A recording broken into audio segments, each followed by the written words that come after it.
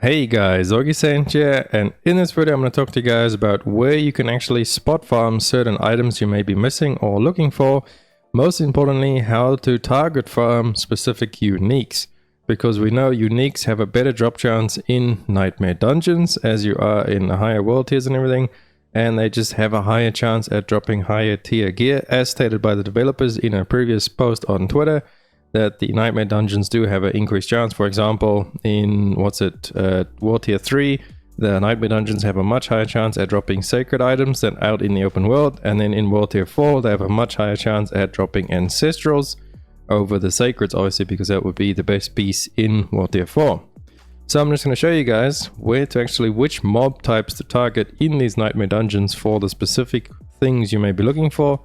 For example, on my druid, I'm actually trying to get the Storm Wolf helmet. I can't remember the name of it, but it's the one that makes it so I can try out the Storm build on my Werewolf build. So I'm really trying to farm that up on my druid.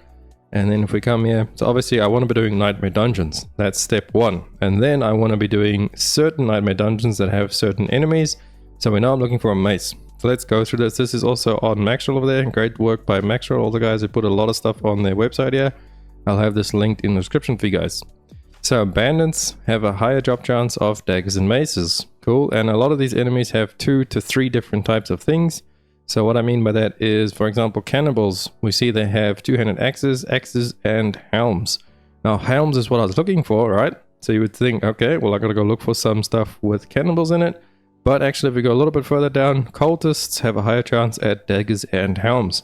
So that means there's only 2 things on the loot table there, so it's 1 less to worry about than cannibals, just to make it a little bit easier. Obviously none of this is guaranteed, it's just a way to increase your chances. Just keep that all in mind in this video, just to increase your chances. So the best optimal way for me to actually go about farming for my unique helm would be to go and spam cultists. Now, a really good nightmare dungeon is actually Cultist Refuge.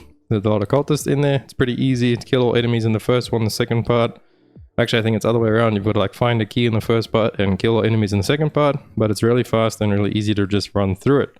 So then I would come over to the what's this thing called, the Oculist, craft yourself a key, sacred. Now we want ancestral.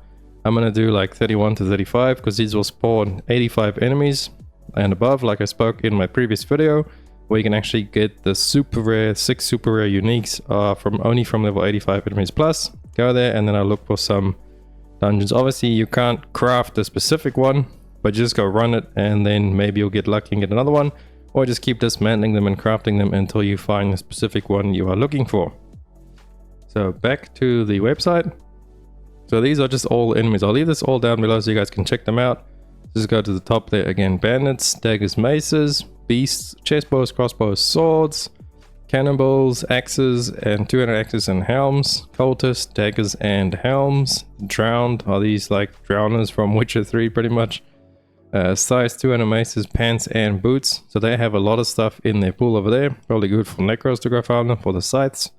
And then the fallen, we all know the fallen, they have axes and staves. It's a much higher drop chance for them. The ghosts was some of my least favorite enemies. Bows and wands, we got the goatmen, 200 axes, 200 staffs and totems for druids over there on the totem part. Skeletons have crossbows, shields and swords. Interesting over there. Snakes have 200 polearms and swords. It's kind of interesting how they kind of correlate to the enemies, but you know, just random to see that. And then spiders, chest, focus, gloves, 200 swords. So gloves are really nice over there, and the focus for the sword. Well, we got vampires, dropping bows, 200 swords and wands. How to target farm items. Okay, that's just a little thing there. But yeah, those are the monster families, and all what their increased drop pool is like. They can obviously drop any item in the game, correct? But these have a much higher chance of rolling those type of items on those, you know, monster families. So just keep that in mind when you are spot farming a certain unique.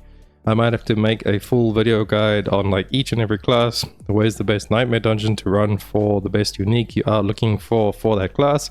That could take a lot of work, but let me know if you guys are interested in seeing something like that. For example, I'd have like all the classes in there, and then druid I'll just list, for example, this, where is it? This helmet, go to Cultist Refuge, best spot to farm it, and something like that, just to increase your odds at getting it.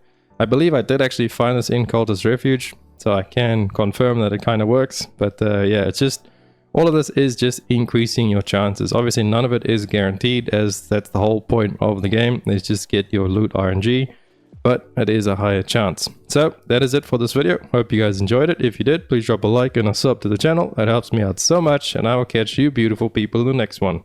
Augiesaint out. Run free and dive into the sky. Hear the